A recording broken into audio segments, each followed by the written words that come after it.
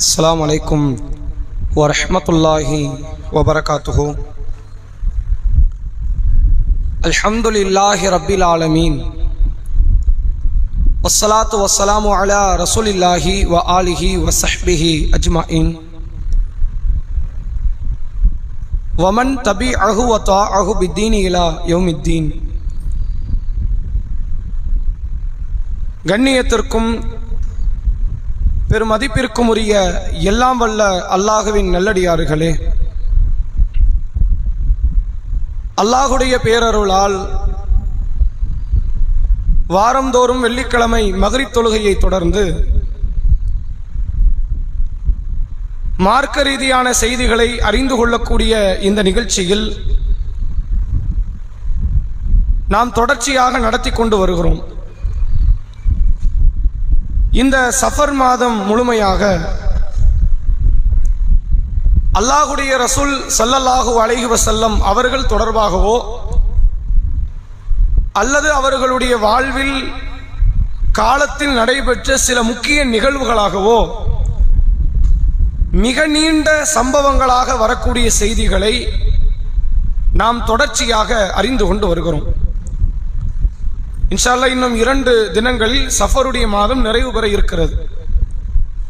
இந்த தலைப்பை நாம் நிறைவு செய்துவிட்டு அடுத்த மாதத்திற்கான புதிய தலைப்பில் இன்ஷா அல்லாஹ் அடுத்த வாரம் சந்திப்போம்.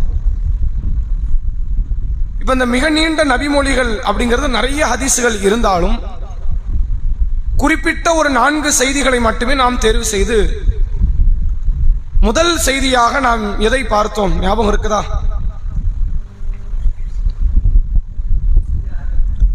அபு சுஃபியான் என்ற சஹாபியும், அவர் அந்த நேரத்தில் காஃபிர், நஜ்ஜாஷி மன்னரோடு நடைபெற்ற உரையாடலை குறித்து பார்த்தோம். ரெண்டாவது பார்த்த செய்தி தெரியுமா?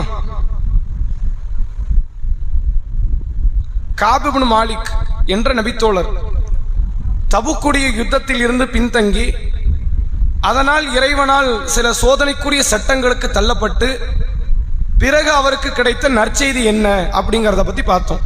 சென்ற வாரம் ஆயிஷா ரதியல்லாஹு அன்ஹா அவர்கள் மீது பரப்பப்பட்ட அவதூறு சம்பவம் என்ன, அதுல ஆயிஷா ரதியல்லாஹு அன்ஹா வாழ்க்கையில் நடந்த சில முக்கியமான தருணங்கள் என்ன அப்படிங்கிறத நாம அந்த செய்தியின் மூலமாக பார்த்தோம். இன்னைக்கு நம்ம பார்க்க போறது என்ன அப்படின்னா, முஸ்னத் அஹமது என்கிற ஹதீஸ் கிரந்தத்தில் பதிவு செய்யப்பட்ட 1740வது நபிமொழி, மிக நீண்ட ஒரு செய்தி. மன்னர் நஜ்ஜாஷி என்று அழைக்கப்படுகிற ஒருவருக்கும் இஸ்லாமிய மக்களினுடைய அன்றைய அபிசீனியாவின் பிரதிநிதியாக இருந்த ஜாஃபர் பின் அபி தாலிப் ரதியல்லாஹு அவர்களுக்கு மத்தியில் நடைபெற்ற ஒரு உரையாடலைத்தான் நாம இன்னைக்கு பார்க்க போறோம். இந்த 2 பேருடைய நடைபெற்ற உரையாடலை தெரிந்து கொள்வதற்கு முன்னால் 2 பேரும் ஏன் சந்திக்க வேண்டிய நிலை வந்துச்சு, இவங்க 2 பேர் யாருங்கிற அடிப்படையை நாம் தெரிந்து கொள்ள வேண்டும். இந்த செய்தியை அறிவிக்கவர் உம்மு சலமா ரதியல்லாஹு அன்ஹா, ரசூலுல்லாஹ்வுடைய மனைவிமார்களில் ஒருவர். இப்ப அந்த நேரத்தில் அவங்க மனைவி கிடையாது. இந்த செய்தியை பார்க்கிற நேரம் இருக்குல்ல, அப்போ மனைவி இல்லை. அப்போ அவங்க அபு சலமா என்பவரோடு திருமண வாழ்க்கையில் இருக்கிறாங்க. பிறகு அபு சலமா மரணிக்கிறார்கள். பிறகு நபியை திருமணம் முடித்து நபி அவர்களின் துணைவியாக, முக்மீன்களின் தாயாக அவங்க மாறுறாங்க. அவங்க தான் அந்த செய்தியை அறிவிக்கிறாங்க. அவங்க ஏன் அறிவிக்கிறாங்கன்னா, அவங்களும் ஹிஜ்ரத் செய்து அபிசீனியாவுக்கு போனவர்களில் ஒருவர். அல்லாஹ்வுடைய ரசூல் அவர்கள் மார்க்க ரீதியான செய்திகளை மக்கள் மத்தியில் சொல்லி ஏகத்துவத்தின் அடிப்படையில் இந்த மக்களை வென்றெடுக்க ஆரம்பித்த நேரம் ரசூலுல்லாவை பின்பற்றுபவர்களுடைய எண்ணிக்கை நாளுக்கு நாள் அதிகரிக்கக்கூடிய இடத்தில் இருந்துச்சு. ரசூலுல்லாவை யாரெல்லாம் பின்பற்றினார்கள் என்றால், உயர்ந்த குலத்தை சார்ந்தவர்களும் சிலர் பின்பற்றினார்கள், அடிமை சமுதாயத்தை சார்ந்தவர்களும் சிலர் பின்பற்றினார்கள். இந்த வேறுபாடு கிடையாது, இவங்க மட்டும்தான் வந்தாங்கன்னு கிடையாது. அபூபக்கர் ரதியல்லாஹு அவர்கள் மிகப்பெரிய மக்கள் மத்தியில் ஒரு பெரும் செல்வாக்கு மிக்க ஒரு நபித்தோழர், அவரும் பின்பற்றினார். அதே போன்று நபியினுடைய மிக நெருங்கிய உறவுக்காரராக இருந்த அலி ரதியல்லாஹு அவர்கள், ஜாஃபர் ரதியல்லாஹு அவர்கள், அவர்களும் பின்பற்றினார்கள். ரசூலுல்லாவுக்கு அறவே குலத்தால் சம்பந்தமே இல்லாத அம்மார் ரதியல்லாஹு அவர்கள், சல்மான் பின் ஃபாரிஸ் ரதியல்லாஹு அவர்கள், பிலால் ரதியல்லாஹு அவர்கள் என்ற அடிமை சமுதாயத்தை சார்ந்தவர்களும் பின்பற்றினார்கள். இப்படி ரசூலுல்லாவை பின்பற்றக்கூடியவர்களுடைய எண்ணிக்கை அதிகமாக அன்றைக்கு மக்காவில் வாழ்ந்தவர்களுடைய கோபமும் அதிகமாகுது. இவர் கூட்டம் அதிகமாகுது. ஏதோ 4 பேர் இருப்பாங்க, நம்ம 4 மரட்டில போட்டுட்டா ஓடிடுவாங்கன்னு பார்த்தா 440 ஆகுது, 40 100 ஆகுது. அது அவங்களுக்கு பிடிக்கல. அதனால என்ன செய்யறாங்கன்னா சில சித்திரவதைகளுக்குரிய காரியத்தை அவர்கள் செய்கிறார்கள். அப்படி செய்து சில நபித்தோழர்களை கொலையும் செய்து விட்டார்கள். அம்மார் ரதியல்லான் அவர்களுடைய தந்தை யாசிர் ரதியல்லான் அவர்கள், அம்மார் ரதியல்லான் அவர்களுடைய தாயார் சுமையா ரதியல்லாஹ் அவர்கள், இந்த இருவரையுமே படுகொலை செய்தவர்கள் இதே மக்கா காஃபியர்களாக இருந்த Abu Jahl, Abu Lahab, Utba, Shaiba, Umayya, Walid ibn Walid போன்ற முக்கிய பெரும் பெரும் தலைகள் தான் கொலையும் செய்தார்கள். இப்படி ஏராளமான சித்திரவதைகள் நடைபெற்று கொண்டிருந்த அந்த சூழ்நிலை ஏறத்தாழ ரசூலுல்லாஹ் ஹிஜ்ரத் எல்லாம் போறதுக்கு முன்னாடி ஒரு 7-8 வருடங்களுக்கு முன்னால் இப்படி கடுமையான சித்திரவதைகள் நடக்குது. அப்ப அந்த நேரத்தில் அல்லாஹ் திருமறை குர்ஆனில் ஹிஜ்ரத் செய்வதை குறித்து ஆர்வமூட்டி சில வசனங்களை அருளுகிறான். நீங்கள் பார்க்கலாம். 39வது அத்தியாயம் சூரா சுமருடைய 10வது வசனம். குல் நபியே நீங்கள் சொல்லுங்கள், யா இபாதியல்லதீன ஆமனு இத்தகு ரப்பக்கும், ஈமான் கொண்ட என்னுடைய அடியார்களே நீங்கள் உங்கள் இறைவனை பயந்து கொள்ளுங்கள். லில்லதீன அஹ்ஸனு ஃபீ ஹாதிஹி துன்யா ஹஸனா, இந்த உலகத்தில் யார் நல்ல காரியங்களில் ஈடுபடுகிறார்களோ அவர்களுக்கு நன்மை இருக்கிறது. ஓ அர்துல்லாஹில் வாசியா, அல்லாஹ்வுடைய பூமி விசாலமானதாக இருக்கிறது அப்படின்னு அல்லாஹ் திருமறை குர்ஆனில் இறைவனுடைய பூமியை குறித்து பேசுகிற வசனங்கள் அருளப்படுது.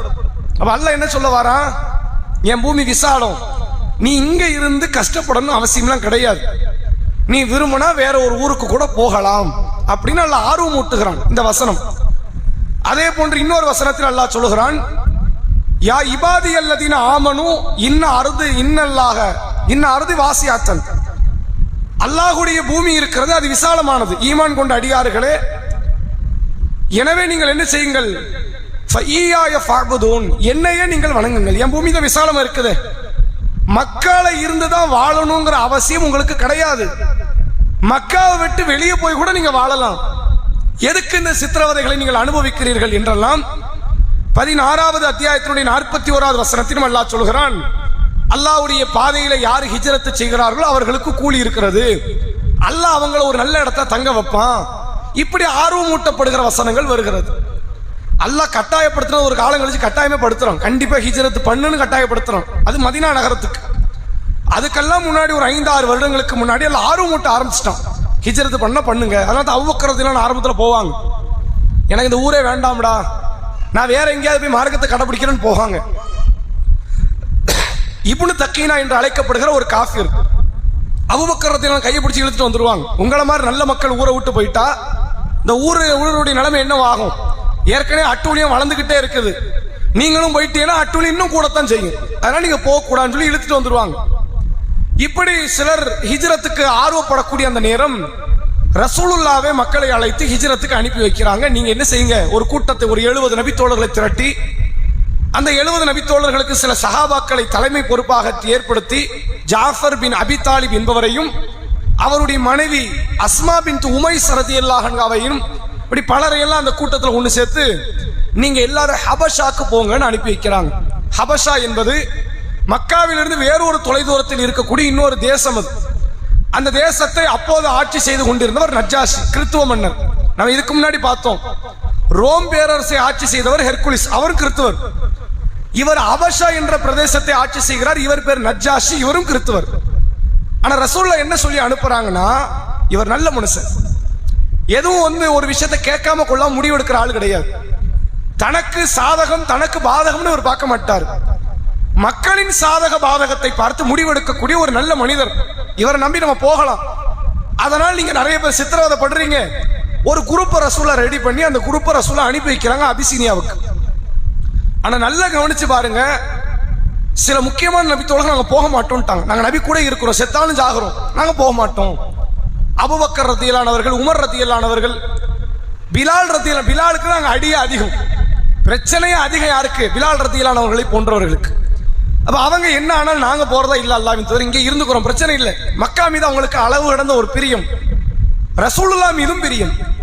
அதனால நாங்க மக்கா விட்டு நபியை விட்டு இப்ப போறதில்ல, நீங்க போனீங்கன்னா போறோம், நீங்க வாங்கன்னு சொல்லுங்க நாங்க வந்துடுறோம். அவங்க கூட நாங்க இப்ப போகல அப்படின்னு சொல்லி சில நபித்தோழர்கள் நபியோடு தங்கி விடுகிறார்கள்.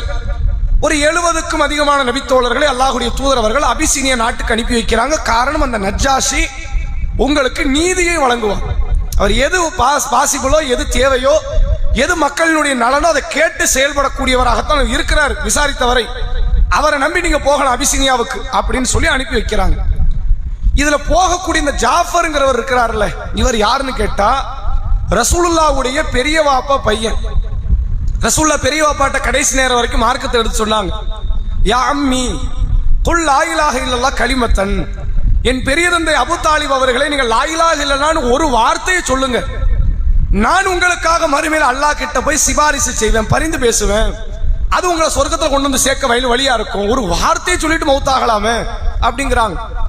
பக்கத்தில் அபூ ஜஹலும் அபூலஹப் போன்றவர்கள் எல்லாம் நின்று கொண்டு, உங்கள் தந்தை அபு தாலிபுடைய மார்க்கத்துக்கு நீங்க மாறு செய்ய போறீங்களா, உங்களுடைய தந்தை அப்துல் முத்தலிபின் மார்க்கத்துக்கு மாறு செய்ய போறீங்களா அபு தாலிபே என்று மனமாற்றம் செய்து, அவர் கடைசியில எங்க வாப்பாவுக்கு நான் துரோகம் பண்ண விரும்பலப்பா, ஏன்னா அன்றைக்கு உள்ள மக்கா காஃபியர்கள்ட்ட இருந்த நல்ல பண்பு நிறைய இருக்கு, அதே ஒரு தலைப்பா பேசலாம்.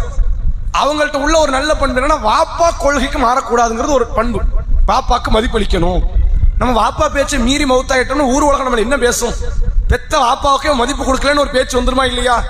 அந்த பேச்சு எனக்கு அப்புறம் கிடைக்க நான் விரும்பல, நான் என் தந்தையினுடைய மார்க்கத்தில் இருந்து மரணிக்கிறேன் அப்படின்னு மௌத்தா போயிட்டார். ரசூலுல்லாஹ்க்கு அதுவே கடுமையான மன உளைச்சல், கட்டும் வேதனை. அந்த வேதனையினுடைய பொருட்டால் ரசூலுல்லாஹ் கடுமையான மனவேதனைக்கு ஆளாகும் போது அல்லாஹ் வசனத்தை இறக்குறான். இன்னக்கலா தகுதிமன் அஹ்பப்த, நபியே நீங்கள் விரும்பியவர்களுக்கெல்லாம் நேர்வழி கிடைக்காது. எங்க வாப்பா வரணும், எங்க உம்மா வரணும், எங்க பெரிய வாப்பா வரணும்னு நினைச்சா நடந்துருமா? நான் நினைக்கணும் உங்க வாப்பா வரணுமா வேண்டாமா, உங்க பெரிய வாப்பா வரணுமா வேண்டாமா நான் முடிவெடுக்கணும், நீங்க முடிவெடுக்க முடியாது. இவர் இப்படித்தான் மௌத்தாகணும் நல்லா நாடிட்டான், நீங்க வருத்தமெல்லாம் படாதீங்கன்னு சொல்லி அல்லாஹ் அனுப்புறான். இந்த அபு தாலிபுக்கு 2 பசங்க. மூத்தவர் ஜாஃபர் பின் அபி தாலிப், இளையவர் அலி பின் அபி தாலிப். அலி ரத்தியல்லாஹு அவங்களுக்கு தான் தன்னுடைய 4வது மகள் கடைசி பொண்ணை ரசூலுல்லாஹ் திருமணம் முடிச்சு வைக்கிறாங்க. மூத்தவர் திருமணம் முடித்தது அஸ்மா பின்த் உமைஸ் என்று அழைக்கப்படுகிற மக்காவில் வாழ்ந்த இன்னொரு சஹாபிய பெண்மணி.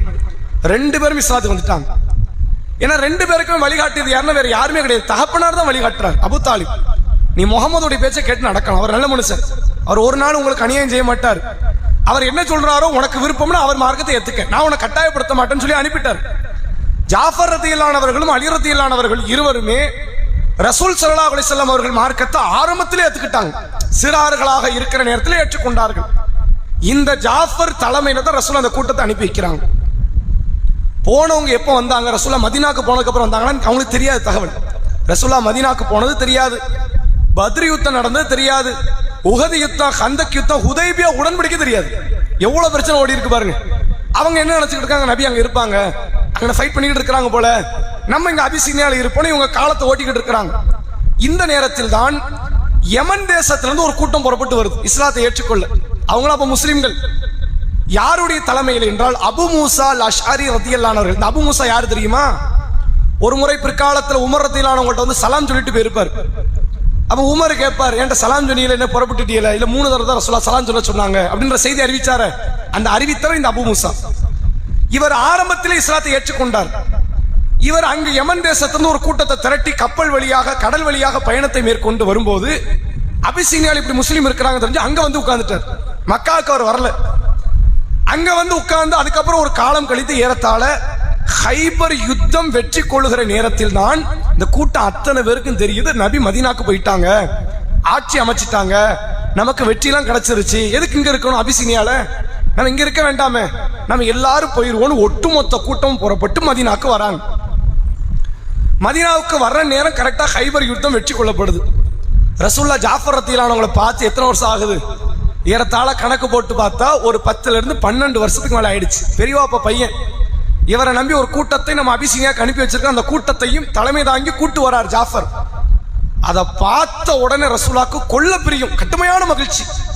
உடனே பக்கத்துல போறாங்க. ஜாஃபர் ரதியல்லாஹு அவங்களுடைய நெற்றியில முத்தமிட்டு விட்டு சொன்னார்கள், நான் எதுக்கு மகிழ்ச்சி படன்னு தெரியல, ஹைபர் வெற்றிக்கா ஜாஃபரின் வருகைக்கான்னு தெரியல, நாங்க எதுக்கு மகிழ்ச்சி படம் தெரியல. அல்ல 2 மகிழ்ச்சி ஒரே நேரத்தில் எனக்கு தந்துட்டான். ஹைபரின் வெற்றியும் கொடுத்துட்டான், ஜாஃபரையும் கண்ணு முன்னாடி எல்லாம் கொண்டு வந்து சேர்த்துட்டான் அப்படின்னாங்க. ஆனா ரசூல்லா ஜாஃபரோட ரொம்ப அளவு கடந்த பாசம் இருந்தாலும் ரொம்ப நாள் ஜாஃபரால ரசூல்லா கூட வாழ முடியல. அதன் தொடர்ச்சியில முஅத்தா என்ற ஒரு போர்க்களம் நடக்குது. ரசூல்லா 3 தளபதிகளை நியமிக்கிறாங்க. ஸைத் பின் ஹாரிஸா இந்த யுத்த களத்திற்கு தலைமை தாங்குவார். அவர் மரணிப்பாரையானால் அப்துல்லா இப்னு ரவாஹா தலைமை தாங்குவார். அவர் மரணிப்பாரையானால் ஜாஃபர் பின் அபி தாலிப் என் சகோதரர் தலைமை தாங்குவார் அப்படின்னு ரசூல்லா சொல்லி முஅத்தா போர்க்களத்தை அமைத்து ரோம் தேசத்துக்கு எதிராக ரசூல்லா அனுப்பி வைப்பாங்க. அது ஒரு கடுமையான சித்திரவதை நிறைந்த ஒரு போர்க்களம். ரசூல்லா மதீனா நகரத்தில் மக்கள் முன்னாடி பேசிக்கிட்டு இருக்கிறாங்க. அப்படி பேசிக் கொண்டிருக்கும் போது ரசூல்லா சொல்றாங்க, ஸைத் பின் ஹாரிஸா அவர்கள் மரணித்து விட்டார். இஸ்லாமிய சேனையின் கொடியை 2வது தளபதி அப்துல்லா இப்னு ரவாஹா பெற்றுக்கொண்டார். அப்துல்லா இப்னு ரவாஹாவும் மரணித்து விட்டார். ரசூல் அப்படி லைவ் கமெண்ட்ரி கொடுக்கறாங்க. அப்துல்லா இப்னு ரவாஹா மரணித்து விட்டார். அவருடைய சேனையின் கொடியை ஜாஃபர் பின் அபி தாலிப் தலைமை தாங்குகிறார். அது சொல்லிக்கிட்டே இருக்கும். ரசூலா கண்ணு கலங்குது, அப்படியே கண்ணீர் வடி ஆரம்பிக்குது. ஜாஃபர் பின் அபி தாலிபும் மௌத்தாகி விட்டார். இஸ்லாமிய சேனையின் கொடியை ரசூலா இப்ப 4வது தளபதி செலக்ட் பண்ணல. அந்த குரூப்பை உடனே செலக்ட் பண்ண ஆரம்பிச்சிட்டாங்க. யாரை போடலாம்? ஹாலித் பின் வலீது கூட்டத்தில் இருக்கிறார். இவரை ஏத்தி விட்டாங்க. ஹாலித் பின் வலீதினுடைய தலைமையில் அந்த இஸ்லாமிய சேனையினுடைய கொடிக்கல்ல வெற்றியை தந்தான். ரோம் தேசத்து வீரர்களை அல்ல விருண்டோட வைத்து விட்டான். ஹாலித் பின் வலீதுக்கு அல்ல வெற்றியை தந்தான். இஸ்லாமிய அல்லாஹ்வுடைய போர் வாள்களில் ஒரு வாள் ரசூல் அங்கதான் சிலாகித்து சொன்னார்கள். ஏறத்தாழ ஹாலித் ரதியல்லானவர்கள் தன் கையில் ஏறத்தாழ 9 யமன் தேசத்து வாளை உடைச்சிட்டார் கையால போரில். அவ்வளவு பெரிய யுத்தக்களம். ஆனா ரசூலுல்லாஹ் அங்க கண்ணீரை வடிக்க வச்ச ஒரு காரியம் என்ன தெரியுமா? ஜாஃபரினுடைய மரணம். அப்படிப்பட்ட நபியின் அதீத நேசத்தை பெற்ற ஒரு நபித்தோழர் சஹாபாக்கள் ஒருத்தர் இருக்கிறார் அப்படின்னா அலி ரதியல்லாஹு அவர்களை விட அதிகம் நேசித்தது ஜாஃபரை தான். அபு தாலிபினுடைய உருவம் மாதிரி பெரியவாப்பாவை பார்க்கிற இடத்துல பெரியவாப்பா பையனை பார்க்கலாம் அப்படிங்கிற இடத்துல உள்ளவர் இந்த ஜாஃபர். பல ஆண்டுகள் இந்த ஜாஃபரோடு வாழ வாய்ப்பு கிடைக்காம போயிடுச்சு. வாய்ப்பு கிடைத்த அந்த சொற்ப காலம் கூட கிடைக்காம கடைசியில் அவர் மரணித்து விட்டார் என்ற செய்தி நபியை கடுமையாக உலுக்கிய மரணங்கள்ல இது ஒன்று. இந்த ஜாஃபர் ரதியல்லாஹு மனைவி நீங்க எடுத்துக்கிட்டீங்கன்னு வைங்க, அவருக்கு அப்படியே 2 ஈருடல் ஓர் உயிராக வாழ்ந்து மார்க்க அடிப்படையில் வாழக்கூடிய ஒரு அம்மையார் தான் அஸ்மா பின்த் உமைஸ். இவங்களும் அதே அபிசீனியால இருந்தவங்க.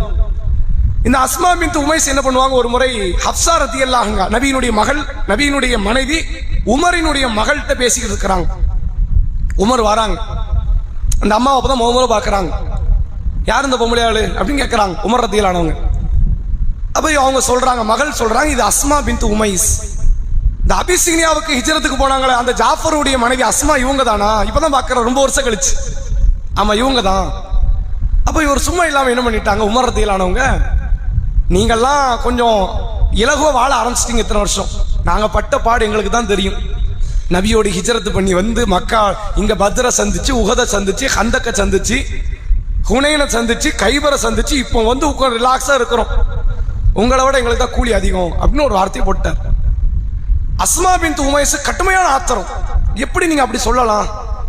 நீங்க நபி கூட இருக்கிறீங்கிறது உங்களுக்கு வெற்றி தானே. நீங்க சித்திரவதை அனுபவிக்கிறது வேற. எங்களுக்கு நபி ஹயாத்த வஃபாத்தானே தெரியாது, நபி இருக்கிறாரானே தெரியாது. நாங்க அப்படில மார்க்கத்தை கடைபிடிச்சுக்கிட்டு இருந்தோம். நபி கூட இருந்துட்டு நீங்க இப்படி பேசலாமா? கண்டிப்பா உங்களை விட எங்களுக்கு தான் கூலி அதிகம். நீங்கள் மக்காவிலிருந்து மதீனாவுக்கு வந்தீர்கள், நாங்கள் மக்காவிலிருந்து அபிசீனியாவுக்கு போனோம் ஹிஜ்ரத் செய்து. அபிசீனியாவிலிருந்து இந்த நபியை தேடி மறுபடியும் ஹிஜ்ரத் செய்து மதீனாவுக்கு வந்திருக்கிறோம். எங்களுக்கு 2 ஹிஜ்ரத்தின் கூலி கிடைக்கும். இதை நான் நபியிடத்துல கேட்டு நான் முறையிடுவேன் அது அப்படின்னு போயிட்டு ரசூலுல்லாஹ் போய் சொல்றாங்க, இப்படி உமர் என்கிட்ட இப்படி பேசிட்டாரு சரிதானா அப்படின்னு. ரசூலுல்லாஹ் அஸ்மாவை பார்த்து சொல்றாங்க, அஸ்மாவே உங்களுக்கு 2 கூலி இருக்குன்னாங்க. அப்போ அந்த மார்க்க ரீதியான அதீத ஒரு ஈடுபாடு காட்டிய ஒரு கூட்டம் தான் இந்த அபிசீனியாவுக்கு போன கூட்டம். ரசூலுல்லாஹ் வந்து ஏப்ப சாபிகளை அனுப்பல, அப்படி எந்த சாபியும் கிடையாது. எல்லா சஹாபி நல்லவர்கள், ஒரு தலை சிறந்த மக்கள். ஆனா ரசூலுல்லாஹ் அங்க எடுத்து அனுப்பின அத்தனை பேருமே தலை சிறந்த மக்கள். ஒரு மகத்தான ஈமானி உறுதி கொண்ட மக்களைத்தான் ரசூலுல்லாஹ் அங்க அபிசீனியாவுக்கு அனுப்பி வச்சிருக்கிறாங்க. இப்படிப்பட்ட இந்த அபிசீனியாவுக்கு இந்த கூட்டம் போன உடனே உங்களுக்கு கிடைச்ச அந்த முதல் வாக்கியம் என்ன தெரியுமா? ரொம்ப நிம்மதியா அந்த மார்க்கத்தை கடைபிடிச்சாங்க, தொழுதாங்க, இறை வழிபாட்டில் ஈடுபட்டாங்க, அல்லாஹ்வை ஷிர்க் இல்லாமல் வணங்க அவர்களால் முடிந்தது, ஹராம விட்டெல்லாம் விலகினாங்க, ரொம்ப ரிலாக்ஸா இருந்தாங்க. அந்த ஆட்சி அவ்வளவு நல்ல ஆட்சி. நல்ல ஆட்சியின் கீழ் நிம்மதியாக மார்க்கத்தை அவர்களால் கடைபிடிக்க முடிந்தது. இந்த நேரத்துல தான் அபிசீனியாவுக்கு அனுப்பின உடனே அபு சுஃபியான் தலைமையில மக்கால ஒரு மஷூரா நடக்குது. இவர்கள் அனைவரும் காஃபிர்களா ஒண்ணு சேர்ந்து பத்ரே நடக்கலையே, நான் ரசூலா மதீனாக்கு போகலையே, அங்க போய் நிம்மதியா இருக்கிற அந்த கூட்டத்தை விட்டுறக்கூடாது, ஒழிச்சு கட்டணும், என்ன செய்யலாம் அப்படின்னு ஒரு மஷூரா போடுறாங்க. மஷூராவை போட்டு அந்த அத்தனை கூட்டம் ஒரு பிளான் போடுறாங்க. மக்காவில் ரொம்ப பிரபலியமான பொருட்கள்ல ஒன்று என்னன்னா பதனிடப்பட்ட பொருட்கள். இந்த தோள்கள் உண்டுல்ல, ஆடு மாடு ஒட்டகம், அதனுடைய தோள்களை கொண்டு நிறைய லெதர் பொருட்கள் அங்க தயாரிப்பாங்க. மக்கால் அது ஒரு ஃபேமஸான காரியம் அப்போ. அதனால தான் நீங்க பார்க்கலாம், நபி பயன்படுத்தின பாத்திரம் இல்லாம தோல் பாத்திரமா தான் இருந்திருக்கும். தோல் பொருட்கள் அங்க பிரபலியமான ஒரு காரியம். இது லேசில யாரு கிடைக்காதுன்னா அபிசீனிய மக்களுக்கு கிடைக்காது. அப்ப அதனால என்ன செய்யறாங்கன்னு கேட்ட, இந்த தோலிடப்பட்ட பதனிடப்பட்ட பாத்திரங்களை, அந்த பொருட்களை, அதையெல்லாம் 2 பேர்கிட்ட கொடுத்து விட்டு, இதை போய் முதல்ல யார்கிட்ட கொடுங்க, அபிசீனியாவில் இருக்கக்கூடிய அந்த கிறிஸ்தவ பாதிரியார்கள், மன்னர்கள் எல்லாருக்கும் அன்பளிப்பாக நீங்க கொடுத்துட்டு நம்ம டிமாண்ட் எடுத்து வைங்கிறார். அன்பளிப்பு கொடுத்தா நம்ம பேச்சனை கேட்டாகணும். போன அந்த கூட்டம் அன்பளிப்பு கொடுத்தாங்களா? கொடுக்கல, இல்ல நம்ம தானே கொடுக்கறோம், அப்ப நம்ம பேச்ச காது கொடுத்து கேட்பாங்க அப்படின்னு சொல்லி அபு சுஃபியான் தலைமையில 2 நபரை அனுப்பி வைக்கிறார். 2 பேர் யாரு தெரியுமா? அம்ர் பின் ஆஸ் என்பவரும் அப்துல்லா இப்னு அபி ரபியா என்று அழைக்கப்படுகிற 2 பேர். இந்த 2 பேர் நேர போறாங்க. போய் அங்க இருக்கிற கிறிஸ்தவ பாதிரிமார்களுக்கு பல அன்பளிப்புகளை கொடுத்து, நஜ்ஜாஷி மன்னரை சந்தித்து அவர்களுக்கும் அன்பளிப்பு கொடுத்து பேச ஆரம்பிக்கிறாங்க. நஜ்ஜாஷி அவர்களே, எங்க ஊர்ல இருந்து சில இளைஞர்கள், இளம் பெண்கள் உங்க ஊருக்கு ஓடி வந்துட்டாங்க. அவங்களாம் அடிமைகள். அவங்களாம் யாரு? அவங்க யாரும் அடிமையே கிடையாது. இவர் அப்படி பேசுறார். அவங்க எல்லாம் அடிமைகள். எதுக்கு ஓடி வந்தாங்க தெரியுமா? எங்க மார்க்கத்தை விட்டு அவங்க மாறிட்டாங்க.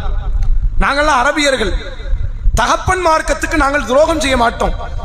இந்த பிள்ளைகள் துரோகம் பண்ணிருச்சுங்க. நீங்க விட்டீங்கன்னா நாங்க அவங்களை கூட்டு போயிருவோம்.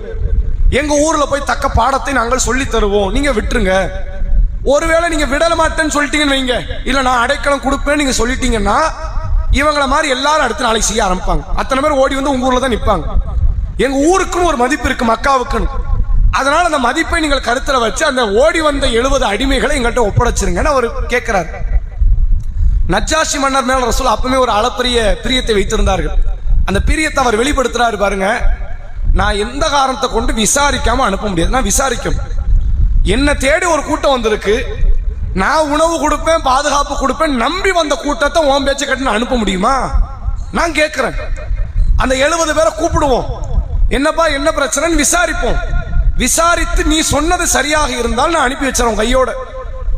இல்லைன்னா நீ என்னத்தை கொடுத்தாலும் சரி அந்த கூட்டத்தை என்கிட்ட இருந்து உன்னால பிரிச்சு எடுக்க முடியாதுன்ட்டு இந்த பேசிக்கிட்டு இருக்கும் போது இந்த அம்ர் இப்னு ஆஸ் என்பவர் சொல்றாரு பாருங்க, அவங்க எங்க மார்க்கத்தை விட்டு போயிட்டாங்கிறது மட்டும் பிரச்சனை இல்லை, உங்க மார்க்கத்தை ஏத்துக்கல. என்ன அவர் மார்க்கத்தை இவர் மட்டும் ஏத்துக்கவா செஞ்சாரு?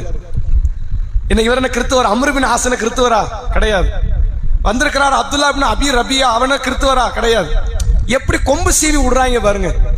எங்க மார்க்கத்தை ஏத்துக்கல, எங்களுக்கு அது கூட பிரச்சனை இல்லை, உங்க மார்க்கத்தையும் தான் ஏத்துக்கல. புது மார்க்கத்தை உருவாக்கி கொண்டு இருக்கிறார்கள் இந்த மக்கள் அப்படின்னு இவருக்கு ஒரு விகாரமா தோணும். புது மார்க்கனால குழப்பம் தானே. ஒண்ணு புதுசா வந்தாலே என்னவா இருக்கும்? குழப்பம். இந்த மார்க்கம் வேண்டாம் அந்த மார்க்கத்துக்கு போகலாம், அந்த மதம் வேண்டாம் இந்த மதத்துக்கு வரலாம். புதுசா ஒரு மதம்னா அது குழப்பத்துல கொண்டு வரும் அப்படின்னு இவருக்கு அது குறித்த ஒரு சந்தேகம் எழுகிறது. உடனே எல்லா மக்களையும் கூப்பிட்டு விடுறார். சஹாபிகள் அத்தனை பேர் வந்துட்டாங்க. ஒரு பக்கம் சஹாபாக்களை நிறுத்துகிறார்கள், ஒரு பக்கம் அம்ர் பின் ஆஸ், அப்துல்லா இப்னு ரபியா என்ற 2 காஃபிர் தலைவர்களை, முக்கியமானவர்களை, பேச்சாளர்கள் நிறுத்துறார். நஜ்ஜாஷி மன்னர் வரும்போது அனைவரும் எழுந்து நிற்கிறாங்க, தலை வணங்குறாங்க. இந்த கூட்டம் தலை வணங்கல. இதுலயே அவங்களுக்கு புரிஞ்சு போச்சு, சரி கண்டிப்பா இந்த கூட்டத்துக்கு கண்டிப்பா அவர் நம்மகிட்ட ஒப்படைச்சிருவாரு, இவங்க தான் யாருக்கு வளைஞ்சு கொடுக்க மாட்டாங்க இந்த சஹாபாக்கள், நம்மகிட்ட ஒப்படைச்சிருவாங்கிற ஒரு நம்பிக்கை. நஜ்ஜாஷி வராரு, அமர்றாரு, சஹாபாக்கள்கிட்ட கேள்விகளை கேட்க ஆரம்பிக்கிறார். அப்படி கேள்விகளை கேட்க ஆரம்பிக்கும் போது அவங்களுக்குள்ள ஒரு மஷூரா, யார் பேசலாம்? ஜாஃபர் பின் அபி தாலிபை பேச விடுவோம், அவர் நம்மள கொஞ்சம் அதிகமா மார்க்க அறிவு உள்ளவர். யாராவது ஒருத்தர் தான் பேசலாம், 10 பேர் பேசினா குழப்பத்தான் வரும். ஒருத்தரை பேச விடுவோம், ஜாஃபர் பின் அபி தாலிப் பேசட்டும் சொல்லி அவரை தலைமையாக தேர்வு செய்து நீங்க பேசுங்க எங்க சார்பா அப்படின்னு சொல்லி அனுப்புறாங்க. அந்த மன்னர் வந்த உடனே கேள்வி கேட்கிறாரு, உங்கள நபி என்று ஒருவர் வந்து உங்களுக்கு சில மார்க்க பிரச்சாரங்களை செய்கிறார் என்று சொல்றீங்களே, அவர் என்ன பிரச்சாரம் செய்கிறார்? அதான் கேள்வி. ஜாஃபர் ரத்தியலானவங்க சொல்றாங்க, ஐயுஹல் மலிக், அரசரே, இன்னஹு கது சபா இலா பலதிக்க மின்னா உல்மானுன் சுஃபஹாவு, நாங்கள் எல்லாம் மூடர்களாக இருந்த ஒரு கூட்டத்திற்கு மத்தியில் வாழ்ந்தவர்கள். இப்படிதான் ஆரம்பிக்கிறார். எடுத்த எடுப்பிலே தன் சமுதாயத்தை திட்டி தான் ஆரம்பிக்கிறார். இது பக்கத்தில் நிற்கிற அம்ரு பின் ஆஸ் கட்டும் கோவம், ஆத்திரத்தை கலப்புது. எங்களை திட்டுறாங்க இவங்க, அமைதியா இருங்க, என்ன பேசுறாங்கன்னு கேட்போம். அவர் ஒவ்வொரு வார்த்தையாக பேச ஆரம்பிக்கிறார். அவர் அதுல முதல்ல முக்கியமான ஒரு விஷயமாக அவர் என்ன சொல்ல வர்றார் அப்படின்னா, ஜாஃபர் பின் அபி தாலிப் ரலியல்லாஹு அவர்கள் சொல்லுகிறார்கள், அரசரே, நாங்கள் இதுவரை அல்லாஹ்வுக்கு இணை கற்பித்து வாழ்ந்து கொண்டிருந்தோம். அது மட்டும் இல்லாமல் நாங்கள் செத்த பிணங்களை சாப்பிட்டோம். ஆடு மாடு கோழி எதை தின்னாலும் சரி, உயிரோடு இருக்கும்போது அறுத்து சாப்பிடணுங்கிற பழக்கம்லாம் எங்களுக்கு கிடையாது. செத்தாலும் சாப்பிடுவோம். நாங்கள் ஆபாசத்தில் ஊறி திளைத்தவர்கள். இத்தனையும் சொல்றார் ஜாஃபர் பின் அபி தாலிப். நாங்கள் விபச்சாரம் குற்றச்செயலில் செய்தவர்கள். எங்கள் சமுதாய மக்கள் அப்படிப்பட்டவர்கள். இவர் செஞ்சார்னு அர்த்தம் இல்லை, இந்த சமுதாயம் செய்தது. எங்களில் வலியவர்கள் எளியவர்களை நசுக்குவார்கள். இந்த கருப்பன் வெள்ளை, உயர்ந்த குலம் தாழ்ந்த குலம், ஏழை பணக்காரன், வெள்ளத்தோல், இந்த மாதிரி ஏதாவது ஒரு காரணத்தை வச்சு மேலே உள்ளவன் கீழே உள்ளவன் நசுக்குவான். இப்படி எங்களுக்கு மத்தியில் வாக்குறுதி மீறல், உறவை முறிப்பது, அத்தனை அட்டூழியத்தையும் நாங்க பண்ணணும். இதுக்கு மத்தியில வந்தவர் தான் எங்கள் இறை தூதர் நபி முஹம்மது அவர்கள். நாங்க என்னெல்லாம் தப்பு பண்ணோமோ எல்லா தப்பையும் அவர் தப்புன்னு சொல்லி நிறுத்திட்டார். இனிமேல் குழந்தைகளை கொல்லாதீங்க, நீங்கள் தாய் தந்தைகளை உபசரிக்க வேண்டும், விருந்தினர்களை உபசரிக்க வேண்டும், அண்டை வீட்டாரை மதிக்க வேண்டும், உறவுகளை, இரத்த பந்த உறவுகளை நீங்கள் சேர்ந்து வாழ வேண்டும், தொழுகை நிலைநாட்ட வேண்டும், நோன்பு நோக்க வேண்டும், தான தர்மங்களை செய்ய வேண்டும் என்று ஏராளமான கட்டளைகளை அவர் எங்களுக்கு பிறப்பிக்க ஆரம்பித்தார். அதனால நாங்கள் இந்த மார்க்கத்தில் இணைந்திருக்கிறோம். இது உங்களுக்கு பிடிக்கல, எது பிரச்சனை? நாங்க மார்க்கத்தில் சேர்ந்ததான் உங்களுக்கு பிரச்சனை. அதனால் இந்த மார்க்கத்தில் சேர்ந்ததை பிடிக்காமல் எங்களை பிடிச்சு கொள்றதுக்காண்டி கூட்டு போக வந்திருக்கிறாங்க. எங்களை அனுப்பி வச்சிடாதீங்க, உங்களை நம்பிதான் எங்க தூதர் அனுப்பி வச்சார் அப்படிங்கிறாங்க. அப்ப இவ்வளவு காரியத்தை கேட்டதுக்கு அப்புறம் அவர் கொஞ்சம் இறங்கி வரார். நஜாஷி மன்னர், ஆமா கரெக்ட் தானே. அடுத்து அவர் கேட்கிற வார்த்தை என்ன தெரியுமா? உங்கள் இறை தூதர் ஏதாவது வேத வசனங்களை பற்றி சொல்லி தந்திருக்கிறாரான்னு கேட்கிறார். இறை தூதர்னா அவருக்கு என்ன வந்திருக்கணும்? வேத வசனங்கள் வந்திருக்கணும். அப்படி ஏதாவது வேத வசனங்களை உங்கள் இறை தூதர் உங்களுக்கு போதித்திருக்கிறாரா அப்படிங்கிறத நஜாஷி மன்னர் சொல்லும் பொழுது, ஒரு அத்தியாயத்தை ஜாஃபர் பின் அபி தாலிப் ரலியல்லாஹு அன்ஹு ஓதுறாங்க. ரொம்ப பிரம்மாண்டமான அழகு பொருந்திய ஒரு அத்தியாயம் திருக்குர்ஆன்ல இருக்குதுன்னா எல்லாமே அப்படிதான். இது கொஞ்சம் வித்தியாசமான ஒரு அத்தியாயம். குர்ஆன்ல சில அத்தியாயத்தை நீங்க பாருங்களேன், அலிஃப் லாம் மீம் அப்படின்னு நல்லா ஆரம்பிப்பான். அலிஃப் லாம் ரா அப்படின்னு நல்லா ஆரம்பிக்கிறான். அலிஃப் லாம் மீம் ஸ்வாத் அப்படின்னு நல்லா சொல்றான். காஃப், அதே மாதிரி ஸ்வாத், அதே மாதிரி ஹாமீம், இப்படி நிறைய அத்தியாயங்கள் 2 எழுத்து 3 எழுத்து இப்படின்னு வருது. குர்ஆன்லயே 5 எழுத்து சொல்லி ஆரம்பிச்ச ஒரே சூரா இந்த சூரா தான். காஃப் ஹா யா ஐன் சாத், சூரா மரியம். அந்த மரியம் சூறாவை நீங்க பாத்தீங்கன்னா அதுல அல்லாஹ் எல்லா சூறாலையுமே ஒரு வெரைட்டி எல்லாம் வச்சிருப்பான். அது எப்போதுமே மரியம் சூறால நெடில் குறியோட அந்த வசனம் முடியும். எல்லாத்தையும் நீங்க பார்க்கலாம். திக்ரு ரஹ்மத்தி ரப்பிக்க அபுதஹு ஜக்கரியா இதுநாதா ரப்பஹு நிதான் ஹஃபியா கால இன்னி வஹனல் அல்து மின்னி வஷ்தால ரசு ஷைவ வலம் அக்கும் பி துஆஇக்க ரப்பி ஷக்கியா. எல்லாமே நெடில் குறி தான். அந்த முழு அத்தியாயம், ஒட்டுமொத்த அத்தியாயத்தை நீங்க பார்க்கலாம் நெடில் குறிலேயே எல்லாம் பேசுவோம். இது இந்த மாதிரி வார்த்தை அமைக்கிறது இருக்குது, அதெல்லாம் சாமானியர்களுக்கு சாத்தியமே கிடையாது. கவிஞர்களை திணற இடதெல்லாம். அதனால தான் இந்த இதை பார்த்துட்டு காஃபிர்கள் சொன்ன வார்த்தை, இது மகத்தான கவிதை விட மேலா இருக்குங்கிறாங்க. இதை கவிதைன்னு கூட சொல்ல முடியாது, கவிதைக்கு ஒரு படி மேல இருக்கு அப்படின்னு இப்படி வார்த்தையை அமைச்சு வரலாறு பேசவே முடியாது. இந்த எதுகை மோனையோட பாடல் கவிதையெல்லாம் பாடி பார்த்திருக்கீங்களா? உண்மையும் சொல்லணும், கவிதையும் படிக்கணும், படிக்க முடியாது. நீங்க உண்மையை சொன்னீங்கன்னா வார்த்தை மாத்தி மாத்தி வரும். நீங்க பொய்ய பேசி என்ன பண்ணலாம், அப்படி அந்த வார்த்தையை அப்படி அமைக்கலாம். இந்த குர்ஆனுடைய ஸ்பெஷல் என்னன்னா, வார்த்தை அப்படி எதுகை மோனையோட வரும், உண்மை மட்டும் வரும். அதுல இருக்கிற எல்லா அத்தியாயத்தை விட இந்த அத்தியாயம் ஆரம்ப வசனத்துல இருந்து கடைசி வசனம் வரைக்கும் நெடில் குறியோடையே எல்லாம் பேசிக்கிட்டே வருவோம். அந்த வசனத்தை அவர் ஓதுறார். காஃப் ஹா யா ஐன் சாத் திக்ரு ரஹ்மத்தி ரப்பிக்க அப்தஹு ஜக்கரியா இதுநாதா ரப்பஹு நிதான் ஹஃபியா கால ரப்பி இன்னி வஹனல் அல்லாஹு மின்னி வஷ்தஅல ரஸு ஷைவம் வலம் அகும் பி துஆயிக ரப்பி ஷகியா அப்படின்னு அவர் ஆரம்பிக்கிறார். அல்லாஹ்வுடைய பேரருள் கரெக்டா இந்த சூரா ஓதுனார். அவர் வேற சூரா ஓதி இருந்தா நஜ்ஜாஷி மன்னருக்கு ஒரு மனமாற்றம் வந்திருக்குமோ இல்லையோ தெரியாது. இந்த சூரா யாரை பத்தி பேச தெரியுமா? முதல் ரெண்டு அடிப்படையுமே ஜக்கரியா நபி, யஹ்யா நபி, மரியம் அலைஹிஸ்ஸலாம், ஈசா அலைஹிஸ்ஸலாம் 4 பேரை பத்தி பேசுது. ஜக்கரியா அவர்கள் அல்லாஹ்வை வந்து ரகசியமாக அழைத்து பிரார்த்தித்தார். யா அல்லாஹ், எனக்கு புள்ள இல்லையே, நீ புள்ளதாயேன்னு கேட்டார். அல்லாஹ் என்ன செஞ்சான்? யஹ்யான்னு ஒரு பிள்ளையை கொடுத்தான். அதை பத்தி பேசுற வசனம் இது. அதன் தொடர்ச்சியில் அல்லாஹ் என்ன பண்றான்? மரியம்னு ஒரு கன்னி பெண் கிழக்கு திசையில தனியா இருந்தாங்க. அப்ப வானவர் ஜிப்ரீல் வந்தார். மனித உருவத்தில் வந்து ஈசா அலைஹிஸ்ஸலாமை குறித்து நற்செய்தி சொல்லிவிட்டு சென்றார். அப்படின்ற இந்த எல்லா சம்பவம் எதுல வருது? கரெக்டா இந்த சூறால வருது. இதை கேட்க ஆரம்பிச்ச உடனே நஜ்ஜாஷி கண்ணில இருந்து அப்படி கண்ணீர் வடிய ஆரம்பிக்குது. இது வந்து என்னன்னா, அந்த மார்க்க ஈடுபாடுகள் உள்ளவர்களுக்கு மட்டும் நடக்கிற காரியம். ரசூலுல்லாஹ் முதல்ல வஹி செய்தி வந்த உடனே யாரை போய் பார்த்தாங்க? ஹதீஜா நாயகி. ஹதீஜா நாயகி யார்ட்ட கூட்டு போனாங்க? வராக்கா பின் நௌஃபல் என்ற நபர். அவர் ஒரு 4 டீட்டெயில கேட்டுட்டு உடனே சொன்ன வார்த்தை என்ன?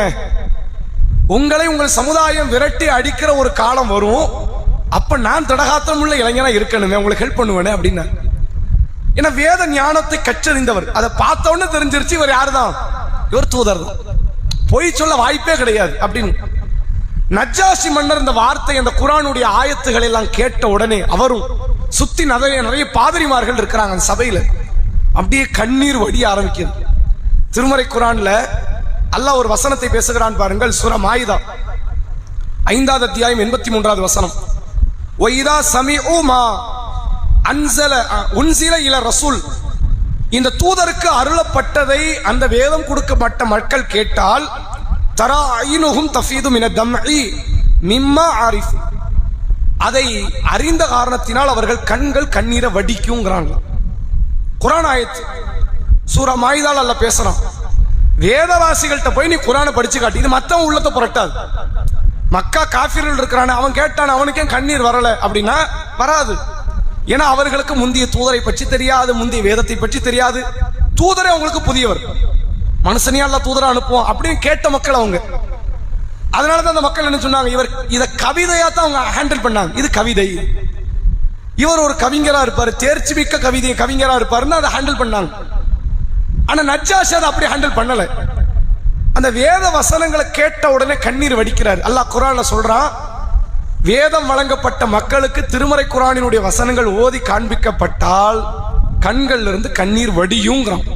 வடிஞ்சிருக்கு. நஜ்ஜாஷிக்கும் நஜ்ஜாஷியை சுற்றி உள்ள அத்தனை மக்களுக்கும் கண்ணீர் வடியுது. இதை பார்த்த உடனே கொஞ்சம் தெளிவாயிடுச்சு. சரி, இந்த மக்களை நம்மகிட்ட இவர் திருப்பி அனுப்ப மாட்டார் என்று இந்த அம்ர் இப்னு ஆஸும் அப்துல்லா இப்னு அபி ரபியாவும் முடிவு செய்து கொண்டு அடுத்து மறுபடியும் குத்த ஆரம்பிக்கிறாங்க. உங்க தூதர் ஈசாவை, உங்களுடைய இறைவன் ஈசாவை என்ன சொல்றாங்க தெரியுமா? கேளுங்க அப்படின்னு. உங்க வேதம் என் தூதர், என்னுடைய இறைவன் ஈசாவை பற்றி என்ன பேசுது? அவர் எங்கேயும் வளைஞ்செல்லாம் கொடுக்கல. உங்களுக்கு இறைவன் உங்க பார்வைக்கு தான், எங்களுக்கு அப்படி சொல்லி தரல. எங்களை பொறுத்தவரை முகம்மது எப்படி அல்லாஹ்வுடைய தூதரோ, ஈசாவும் அல்லாஹ்வுடைய தூதர். முகம்மதை நாங்கள் எப்படி மதிக்கிறோமோ, ஈசாவை நாங்கள் அப்படி மதிக்கிறோம், மதிப்பு கொடுக்கிறோம். அதுல மாற்றமே கிடையாது. கடவுளாக நாங்கள் பார்க்கல, அவரை இறை தூதராக பார்க்கிறோம்னு எல்லா காரியத்தையும் போட்டு உடைச்சிட்டார். இவ்வளத்தையும் கேட்டதுக்கு அப்புறம் நஜ்ஜாஷி மன்னர் ஒரு வார்த்தையை சொல்கிறார். என்ன சொல்றார் அப்படின்னா, மூசாவிடத்தில் இருந்து வந்த அதே கருத்தை தான் நீங்க இப்ப சொல்ற மாதிரி இருக்கு. நாங்களும் நீங்களும் ஒரு ஒளி சுடரில் இருந்து வந்த 2 ஒளிக்கீற்றுங்கிறார். நம்ம 2 பேருக்கு அடிப்படைங்கதான் ஒன்னாதான் இருக்கு. அவ்வளத்தையும் கேட்டு முடிச்சு தெளிவானதுக்கு அப்புறம் நஜ்ஜாஷி மன்னர் சொல்றாரு, தங்கத்தையே கொடுத்தாலும் இவங்களை உன்கிட்ட தரதா இல்லைன்ட்டாங்க. கிளம்பிடுறாங்க. போய்கிட்டே இருங்க, இவங்களை என்கிட்ட இருந்து பிரிச்சு எடுக்க நீங்க நினைக்காதீங்க அப்படின்னு சொல்லிட்டு ஜாஃபர் பின் அபி தாலிப் ரலியல்லாஹு அவர்களை பார்த்து நஜ்ஜாஷி மன்னர் சொல்றாரு, நீங்க விரும்புற காலம் இங்க இருக்கலாம், உங்களை யாரும் விரட்ட முடியாது, உங்களை யாரும் இங்க வந்து கையகப்படுத்த முடியாது, நானும் உங்களை விரட்ட போறது இல்லை. நீங்க எவ்வளவு காலம் விரும்புறீங்களோ அவ்வளவு காலம் நீங்க இருங்க. நீங்கள் உண்மையில் சத்தியத்தின் அடிப்படையில் அனுப்பப்பட்ட இறை தூதருடைய பாதையில் இருக்கிறீங்கன்னு சொல்லி அந்த கூட்டத்தாரை அனுப்பி வைக்கிறார் நஜ்ஜாஷி மன்னர். இந்த 2 பேரை வெட்டி விட்டார். ஒழுங்கு மரியாதை ஓடிடுங்க. இவங்க 2 பேர் இந்த கூட்டத்தை இந்த 2 பேர்கிட்ட நம்பிலாம் நான் கொடுக்கறதா இல்லை, அனுப்ப மாட்டேன்னு சொல்லிட்டார். ஒரு காலம் கழிகிறது. நஜ்ஜாஷி அவர்கள் இஸ்லாத்தையும் ஏற்றுக்கொள்கிறார். இஸ்லாத்தை ஏற்ற நிலையில் மரணிக்கிறார். அல்லாஹ்வுடைய பெரிய அருள். இந்த பெரிய ஆட்சி பொறுப்புல உள்ள மாறுறதுலாம் இருக்காது, லேசெல்லாம் நடக்காது. அதுக்கு தான் முதல் வாரமே நம்ம பேசணும். ஹெர்குலிஸுக்கு நஜ்ஜாஷியை விட நல்லா தெரியும் முகமது தூதர்னு. நஜ்ஜாஷிக்கு தெரிஞ்சதெல்லாம் ஒண்ணுமே இல்லை. யாருக்கு நல்லா தெரியும்? ஹெர்குலிஸுக்கு நல்லா தெரியும் முகமது இறை தூதர் தான். விசாரணையில் அவரே சொல்றாரு எல்லா கேள்விக்கும், தூதரா இருந்தா தான் இது நடக்கும், தூதருக்கு தான் இது சாத்தியம், தூதரால தான் இது முடியும். எல்லா கேள்விக்கும் பதில் கொடுத்தது யாருதான்? நஜ்ஜாஷி. கொடுத்து கடிதமும் கரெக்டா வருது. இவர் எதிர்பார்த்ததும் ஹத்னா செய்த ஒரு கூட்டம், ஒரு தலைவர் வரப்போறாருன்னு அவருக்கு தெரியும். நாளைக்கு இதே நபர், இந்த முகம்மது என்கிற நபர் என் 2 பாதங்களுக்கு கீழே இருக்கிற பூமியும் ஆட்சி செய்கிற இடத்துக்கு வருவாருங்கிறாரு. அவ்வளவும் தெரிஞ்சும் நான் இஸ்லாத்தை ஏத்துக்க மாட்டேன்னு மௌத்தாயிட்டாரு ஹெர்குலிஸ். அந்த நஜ்ஜாஷி அப்படி இல்லை. அந்த பெருமை இடத்துக்கு போயிட்டோம்னா சத்தியத்தை ஏத்துக்கிற மனசு வராது.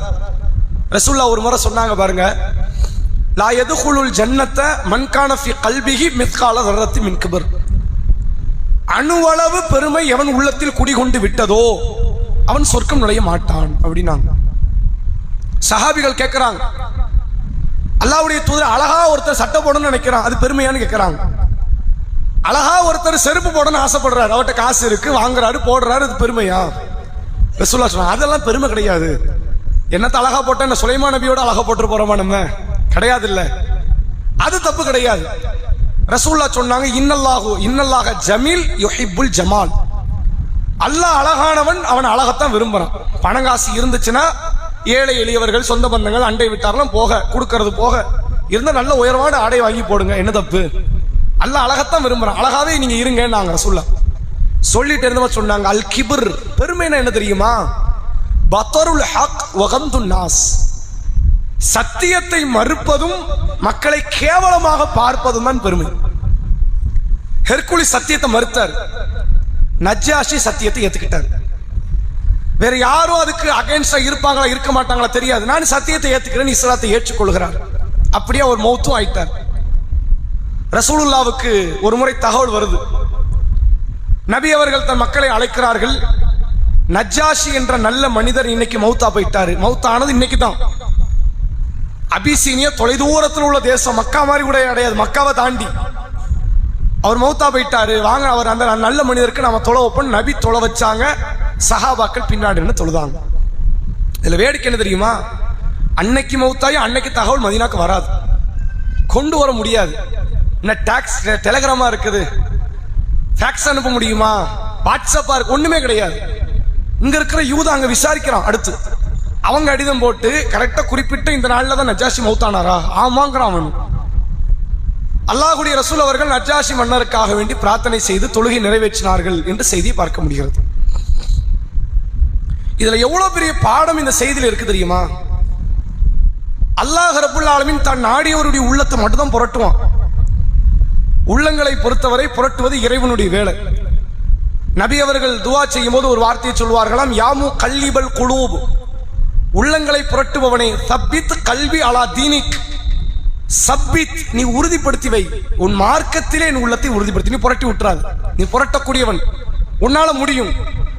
ரசூலுல்லாஹ் இன்னொரு இடத்துல சொன்னாங்க, மனித உள்ளங்கள் இருக்குத பாலைவனத்துல பறக்கிற இறகு மாறினாங்க, அது ஒரு இடத்துல கிடக்காது. இறகுக்கு காத்தடிக்கிறேன்னு ஒரு இடத்துல கிடக்கும், காத்தடிச்சுக்கிட்டே இருந்தா வித்தியாசம் மாறும். மனுஷன் உள்ள அப்படிதான் மாறும். அப்படிப்பட்ட மனித உள்ளத்தை அல்லாஹ் ரப்புல் ஆலமீன் இந்த மார்க்கத்துக்கு ஏற்றவாறு திசை திருப்பி இருக்கிறான். அப்படின்னா ரசூலுல்லாஹ்க்கு மிகப்பெரிய ஒரு ஆசை, ஒரு பெரிய லட்சியமே அரசர்மார்கள் இஸ்லாத்தை ஏத்துக்கிறது. ரசூல் அப்படித்தான் அழைப்பும் கொடுப்பாங்க கடிதத்துல. நபி அவர்கள் ஃபர்ஸ்ட் சலாம் எப்படி சொல்லுவாங்க தெரியுமா? சலாமுன் அலைக்க மனித்தபால் ஹுதா, நேர்வழியை பின்பற்றக்கூடியவர்கள் மீது சலாம் உண்டாகட்டும் இப்படிதான் ரசூல் கடிதம் எழுதுவாங்க. ஈடேற்றம் பெறுவதற்கு இஸ்லாத்துக்கு வாங்க ரசூல் அழைப்பு கொடுப்பாங்க. அரசர் ஏற்றால் அந்த மக்களும் ஏற்றுக்கொள்வார்கள், அரசர் நிராகரித்தால் அந்த மக்களும் நிராகரித்து விடுவார்கள். நஜ்ஜாஷி இஸ்லாத்தை ஏத்துக்கிட்டாருங்கிறது ரசூலுல்லாஹ்க்கு அவ்வளவு பெரிய சந்தோஷம். இது மாதிரி வேற சில தேசத்தில் உள்ள அரசர்களும் ஏற்றுக்கொண்டார்கள் அப்படின்னு நபிக்கு வந்திருக்கு. உடனே சுஜூதில் விழுந்திருக்கிறாங்க நபி அவர்கள். இப்ப இதை தாண்டிய ஒரு காரியம் என்ன தெரியுமா? இஸ்லாத்தின் கருத்துக்களை நீங்கள் தயவதாட்சனை பார்க்காமல் எடுத்து சொல்லுங்கள். யாரும் மனசு உடைஞ்சிருவாங்களன்னு பார்க்க வேண்டாம். இதுதான் ஹக்குன்னா அது ஹக்குன்னு போட்டு உடைச்சிருங்க. குத்துறவனுக்கு குத்தட்டும், கிழிக்கிறவனுக்கு கிழிக்கட்டும், உணர்த்துறவனுக்கு அது கண்டிப்பா உணர்த்தும். அல்லாஹ் குர்ஆன்ல அப்படிதான் நபிகிட்ட சொல்றான், ஃபஸ்தஅ பிமா துமர், நபியே மார்க்கத்தை தயவதாட்சனை பார்க்காமல் எடுத்து சொல்லுங்கள். யாருக்கும் இந்த ஒளிஞ்சு மறைக்கிற வேலையே இருக்கக்கூடாது. ரசூலுல்லாஹ் சில இடத்துல ஒளிஞ்சு மறைகிற வேலையை பார்க்க வந்தாங்க, நபியினுடைய நிர்பந்தம். ஆனா அல்லாஹ் அங்க கண்டிச்சான். தன்னுடைய மாமி மகள் ஸைனப் பின்த் ஜஹ்ஷ் ரலியல்லாஹு அவர்களை ரசூலுல்லாஹ் திருமணம் முடிக்க பிரியப்பட்டாங்க. ஸைனப் ஆல்ரெடி திருமணமாகி விவாகரத்து ஆனவர். யாரை திருமணம் முடித்தார்? Zaid bin Harith. இந்த முஅத்தா போர்க்களத்துல முதல்ல மௌத்தானார அவரை தான் கல்யாணம் முடிச்சாங்க இந்த ஸைனப். எதனால விவாகரத்து? ரெண்டு பேருக்கும் மனசு ஒத்து வரல, சுமூகமா பிரிஞ்சுக்கிட்டாங்க. இந்த ஸைத் ரசூலுல்லாஹ்வின் வளர்ப்பு மகன். அறியாமை கால மக்கள்கிட்ட என்ன பழக்கம் இருந்துச்சுன்னா, வளர்ப்பு மகன் சொந்த மகனாக பார்க்கப்பட்டது. இஸ்லாம் அது வந்தோடனே தடுத்துருச்சு. வளர்ப்பு பையன் என்னைக்கு சாகர வரைக்கும் வளர்ப்பு பையன் தான். பையன்னு சொல்லிக்க, பையனால ஆக மாட்டான். நீங்க மகரம்ங்கிற அடிப்படையை பேணணும். மகரமா மகளெல்லாம் பார்க்கணும். சொத்து கொடுக்க முடியாது, இனாம ஏதாவது கொடுக்கணும் கொடுத்துக்கலாம். இப்படின்ற சட்டத்தை அல்ல இறக்குறான். இப்ப ரசூலுல்லாஹ் கல்யாணம் முடிச்சா என்ன பிரச்சனை வரும்? பையனுடைய மனைவியை கல்யாணம் முடிச்சிட்டாரு, மருமகளை இப்பவும் பேசிக்கிட்டு இருக்கான். குர்ஆன் ஹதீஸ் அறவே படிக்காம, குர்ஆன் பக்கம் நெருங்காம, இந்த இஸ்லாத்தை ஏதாவது கேவலப்படுத்திடலாம் நினைக்கிறவங்க இப்பவும் பேசிக்கிட்டு இருக்கிறான். மருமகளை கல்யாணம் முடிச்சாரு. மருமகளாது மருமகள்னு சொல்லலாமா? அத அவர் பையனே கிடையாது, அவரே பையன் இல்லங்கும் போது அவருக்கு மனைவி எப்படி மருமகளாகும்? விவாகரத்து ஆயிடுச்சு. ரசூலுல்லாஹ் தன் மாமி மகள் ஸைனப் பின்த் ஜஹ்ஷ் ரலியல்லாஹு அவர்களை திருமணம் முடித்தார்கள். திருமணம் முடிக்கணும்னு ரசூலுல்லாஹ் தயங்கினாங்க. அல்லாஹ் கண்டிக்கிறான், ஏன் தயங்கணும்? உங்களுக்கு விருப்பம் இல்லை, கல்யாணம் முடிக்கல, பிரச்சனை கிடையாது. யாராவது கேட்க போறாங்களா ஏன் கல்யாணம் முடிக்கலன்னு? விருப்பம் இருக்கு, அது ஹலாலு, ஆனா நான் செய்ய மாட்டேன், மக்கள் ஏதாவது பேசுவாங்க, இந்த வேலையே இருக்கக்கூடாது. எல்லாம் கண்டிக்கிறான். சத்தியத்தை நீங்கள் தெய்வதாட்சனை பார்க்காமல் எடுத்து சொல்லுங்கள். எடுத்து சொன்னதனுடைய விளைவு உண்மையிலே அந்த அம்ர் இப்னு ஆஸும் அப்துல்லா இப்னு அபி ரபியா வரலன்னா நஜாஷி இஸ்லாத்துக்கு வாய்ப்பே கிடையாது. அல்லாஹ் காஃபிர்களை அனுப்பி அங்க பெரிய சூழ்ச்சிக்குரிய காரியத்தை அந்த காஃபிர்களை வச்சு செய்ய வச்சு ஒரு மன்னர் இஸ்லாத்துக்குள்ள கொண்டு வந்து சேர்த்துட்டான். பாத்தீங்களா? இந்த தாவாவை நேரடியாக ஜாஃபர் நேரடியாக போய் நஜாஷிட்ட பண்ணியிருந்தா கூட ஒரு இஸ்லாத்துக்கு வந்திருப்பாரோ மாட்டாரோ தெரியாது. இதுல இதை விட ஒரு வேடிக்கையான விஷயம் என்னன்னா, எந்த ரெண்டு காஃபிர் வந்து ஜாஃபரையும் ஜாஃபருடைய மக்களையும் கொன்றொழிக்கணும்னு ஆசைப்பட்டாங்களோ அந்த ரெண்டு பேரும் பிற்காலத்து இஸ்லாத்துக்கு வந்துட்டாங்க. அம்ர் பின் ஆஸும் இஸ்லாத்துக்கு வந்து விட்டார். அம்ர் பின் ஆஸ் தான் உமர் ரலியல்லாஹு காலத்தில் யமன் தேசத்து ஆளுநராகவே இருந்தார். தலை சிறந்த ஒரு அறிவாளி, பேச்சு திறமை உள்ளவர். ஆனால் இவரை செலக்ட் பண்ணாங்க. நஜ்ஜாசிட்ட போய் பேசுறது சரியான ஆள் யாரு? அம்ர் பின் ஆஸ் அனுப்புவோம், அவர் மாதிரி யாரும் பேச்சு திறமை கிடையாதுன்னு அனுப்பி வச்சாங்க. ஆனா அல்லாஹ்வுடைய வல்லமையும் சூழ்ச்சியும் பாருங்க, அந்த அம்ர் பின் ஆஸை பின்னாடி இஸ்லாத்துக்கு வந்துட்டார். அப்துல்லா இப்னு அபி ரபியா இஸ்லாத்துக்கு வந்துட்டார். இதெல்லாம் யாருமே ப்ரெடிக்ட் பண்ணல, யோசிக்கவே கிடையாது. யாரை இஸ்லாத்தை அழிக்க அனுப்பணுமோ அவங்கெல்லாம் இஸ்லாமிய சாம்ராஜ்யத்தின் போர்வாள்களா மாறுறாங்க. காலித் பின் வலீதை இஸ்லாமை அழிக்கிறத அனுப்பி வச்சாங்க. அவர் முஸ்லிமா மாறி அந்த அணியிலிருந்து இந்த அணிக்கு எதிராக வந்து விட்டார். இது இறைவனுடைய மிகப்பெரிய ஒரு காரியம் என்பதை இந்த சம்பவத்தின் வாயிலாக நம்மால் புரிந்து கொள்ள முடிகிறது. இதை தாண்டி இதுல இன்னொரு விஷயம் என்னன்னா, இந்த அபிசீனியாவில் நடந்த இன்னொரு தகவலும் நாம தெரிந்து கொள்ளணும். ரசூலுல்லாஹ்வுடைய மனைவிமார்கள் மொத்தம் 11 பேர், நம்முடைய தாய்மார்கள். அதுல ஒரு அம்மையார் மௌத்தா போயிட்டாங்க ஆரம்பத்திலே, ஹதீஜா அம்மையார். இந்த 10 பேர்ல 2 பேர், 2 உம்மு ஹபீபா ரதியல்லாஹு அன்ஹா, உம்மு சலமா ரதியல்லாஹு அன்ஹா, 2 பேருமே எங்க தான் ஹிஜ்ரத் பண்ணாங்க? முதல்ல அபிசீனியாவுக்கு தான் போனாங்க, மதீனாக்கு வரல. அபிசீனியாவுக்கு உம்மு ஹபீபா போறாங்க. அவர் கணவர் என்ன பண்ணிட்டாரு? கிறிஸ்துவ மார்க்கம் நல்லா இருக்குன்னு அந்த மார்க்கத்துக்கு தாவிட்டார். இந்த அம்மா தனியாக நெற்கதியாற்றவராக நிற்கிறாங்க. இந்த தகவலை கேட்டு உம்மு ஹபீபாவை அழைத்து அல்லாஹ்வுடைய ரசூல் அவர்கள் திருமணம் முடித்தார்கள். அப்ப உம்மு சலமா எப்படி கல்யாணம் முடிச்சாங்க? நீ காலை சுபுகளை கூட அதை பற்றிய செய்திகளை பயான்ல பேசியிருந்தோம். உம்மு ஹபீபா அவர் கணவர், உம்மு சலமா அவருடைய கணவர் அபு சலமா, 2 பேரும் ஹிஜ்ரத் செய்து மறுபடியும் மதீனா நகரத்துக்கு வராங்க. அபு சலமா நோய்வாய்ப்பட்டு மௌத்தா வராங்க. ரசூலுல்லாஹ் உம்மு சலமாவை திருமணம் முடிக்கிறாங்க. இந்த 2 பேரும் அங்கேயே தோழிகள், அபிசீனியாலே தோழிகள். இங்க ஒரு கணவருக்கு வாக்கப்பட்ட 2 மனைவிகளை மாறிட்டாங்க. இந்த 2 பேரும் ஒரு விஷயத்தை பேசிக்கிட்டு இருக்கிறாங்க. ஒரு டைம் ரசூலுல்லாஹ் அப்ப வீட்டுக்கு வராங்க. 2 மனைவிமார்கள் அபிசீனியால பார்த்த சில விஷயத்தை பத்தி பேசிக்கிட்டு இருக்கிறாங்க. அங்க ஒரு ஆலயத்தை பார்த்தோம், மடாலயம், தேவாலயங்கள் எல்லாம் நாம பார்த்தோம். ஏன்னா அங்க பாக்குறதுக்கு அது மாதிரி இடங்கள் இருக்குது. போனாங்க, அந்த பெண்கள் போய் பார்த்துருக்கிறாங்க. அங்க சில வண்ண வண்ண படங்கள், உருவ படங்கள்லாம் போட்டு அப்படி பொறிக்கப்பட்டிருந்துச்சு. அதனுடைய சிலாகித்து பேசுறாங்க. அழகான படம், அதெல்லாம் நல்லா அழகா வண்ணம் திட்டி வச்சிருந்தாங்க, கட்டடமே ரொம்ப சூப்பரா இருந்துச்சு, அப்படி இப்படின்னு அதை வர்ணிக்கிறாங்க. ரசூல்லா காதுல எல்லாம் விழுது. ரசூல்லா உடனே 2 மனைவிமார்களையும் கூப்பிட்டு சொல்றாங்க, அவர்களில் ஒரு நபர் மரணித்து விட்டால் அந்த நபர் நல்லவராக இருக்கும் பட்சத்தில் அவர் என்ன செய்வாங்க, கொண்டு போய் அடக்கம் பண்ணிடுவாங்க. அவர் மீது ஆலயத்தை கட்டுவார்கள், அவருடைய உருவ படங்களை வரைவார்கள், அதில் வண்ணத்தை பூசுவார்கள், அவரை வணங்க ஆரம்பிப்பார்கள். இது யார் கலாச்சாரம்? கிறிஸ்துவ கலாச்சாரம், யூத கலாச்சாரம். அன்னைக்கு அங்க கிறிஸ்தவர்கள் தான் இருந்தாங்க, அவன் அந்த கலாச்சாரத்தை தான் இருந்தான். அவ்வளவு ஏன் நஜ்ஜாஷி வணங்கப்படுற கடவுளாயிட்டார் தெரியுமா? பிற்காலத்துல நஜ்ஜாஷி வணங்கப்படுற கடவுளாகவே மாறிவிட்டார். பிற்காலத்தில் அவர் மௌத்தாயிட்டாரு. அவர் நல்ல மனிதர், நீதிமிக்க ஆட்சியாளர். அவரை கொண்டு போய் அடக்கம் பண்ணி அவரை கடவுளாக்கி வணங்குற ஒரு கூட்டமும் கோஷ்டியும் உருவாக ஆரம்பித்தது. ரசூலுல்லாஹ் அதை சொல்றாங்க, நல்லவர் ஒருவர் இருந்தவர் மரணித்து அவர் அடக்கம் செய்யப்பட்ட பிறகு அவரை வணங்கக்கூடியவர்களாக இவர்கள் ஆக்கி கொண்டார்கள். உலாயிக்க ஷிராருன்னாஸ் இந்தல்லாஹ், அல்லாஹ்விடத்திலேயே மிக மோசமான மனிதர்கள் இந்த யூதர்கள், இந்த கிறிஸ்தவர்கள் அப்படிங்கிறாங்க. ஏன்? நபிமார்களையும் நல்லோர்களையும் வணங்கக்கூடியவர்கள் கூட்டம். மரண தருவாய் வரைக்கும் ரசூல் அதை நினைவுபடுத்துறாங்க. என்ன வார்த்தை சொன்னாங்க தெரியுமா? லஅனல்லாஹுல் யஹூத வன் நஸாரா, அல்லாஹ் யூதர்களை கிறிஸ்தவர்களை தன் கருணையிலிருந்து அப்புறப்படுத்தட்டும், நசமாக்கட்டும். ஏன்? இத்தகது குபூர் அன்பியாஹி மசாஜித், தங்களுக்கென்று அனுப்பப்பட்ட நபிமார்களுடைய கபறுகளை வணங்குகிற இடமாக அவர்கள் ஆக்கி கொண்டார்கள். வாங்க முடியும்.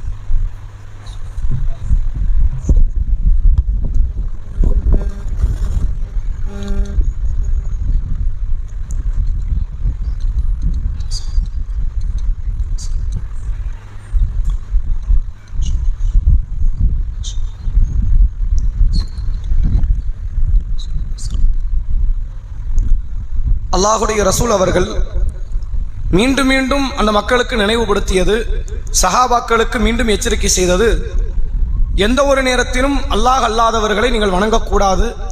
வணங்கி விடுவீர்களே ஆனால் நீங்கள் அல்லாஹ்விடத்தில் கடும் குற்றத்திற்குரியவர்களாக, மோசமான படைப்பாக, மறுமை நாளில் நிரந்தர நரகத்திற்குரியவர்களாக நீங்கள் மாறிவிடுவீர்கள். அப்படி மாறிய கூட்டம் இந்த யூத கிறிஸ்தவர்கள் ரசூலா சொன்னாங்க. உங்களுக்கெல்லாம் ஒரு கேள்வி வரும், கிறிஸ்தவர்களுக்கு அனுப்பப்பட்ட ஒரே நபி யாரு? ஈசா நபி மட்டும்தான். ஈசா நபி மௌத்தும் ஆகல. அப்ப ரசூலா எப்படி ஈசா நபியை பின்பற்றி அந்த கூட்டத்தை, கிறிஸ்தவர்களை கபர் வணங்கிகள் எப்படி சொன்னாங்க? யூதம் வணங்கியிருக்க வாய்ப்பு இருக்கு. ஏன்னா யூதர்களுக்கு நிறைய நபிமார்கள் வந்தாங்க. மூசா நபி வந்தாங்க, தாவூது நபி, சுலைமா நபி, அய்யூப் நபி, ஜக்கரியா நபி, யஹியா நபி, நிறைய நபி வந்தாங்க. அப்ப அவர்கள் நபிமார்களுடைய அடக்கத்தலத்தை வணங்கி இருக்க வாய்ப்பு இருக்கு. ஈசா நபியை பின்பற்றி கிறிஸ்துவ மக்கள் வணங்க வாய்ப்பு இருக்குதா அப்படின்னா அதுக்கு நஜ்ஜாஷியே ஒரு எடுத்துக்காட்டு. அவர்கள் நபிமார்களை மட்டும் வணங்கக்கூடியவர்களாக மாற்றவில்லை, நல்லோர்களையும் வணங்கக்கூடியவர்களாக மாற்றினார்கள். எனவே இது பெரும் பாவங்கிறத ரசூலா நினைவுபடுத்தினாங்க. நம்ம ஏன் இதை கடைசியாக நினைவுபடுத்துறோம்னா, நாளை மறுநாள் ஞாயிற்றுக்கிழமை மகரிப் தொழுகையை தொடர்ந்து பிறை பார்க்கப்படும். பிறை தென்படும் பட்சத்தில் திங்கட்கிழமை ரபியுல் அவ்வல் முதல் நாள், தென்படாத பட்சத்தில் செவ்வாய்க்கிழமை ரபியுல் அவ்வல் முதல் நாள். அந்த ரபியுல் அவ்வல் வந்துருச்சு அப்படின்னா அந்த யூத கிறிஸ்தவர்கள் எந்த பாவத்தை செய்தார்களோ அதற்கு வேறு ஒரு வடிவத்தை கற்பித்து இன்றைக்கு நம்முடைய சமுதாய மக்களும் அதை செய்கிறார்கள். அப்ப அது பற்றிய தகவல்களைத்தான் இன்ஷா அல்லாஹ் வரக்கூடிய காலங்களில் நாம் அறிந்து கொள்ள இருக்கிறோம் என்பதை சொல்லி என்னுடைய உரையை நிறைவு செய்கிறேன். வாஹிர் தஅவானா அல்ஹம்துலில்லாஹி ரப்பில் ஆலமீன். அஸ்ஸலாமு அலைக்கும் வரஹ்மத்துல்லாஹி வபரகாத்துஹு.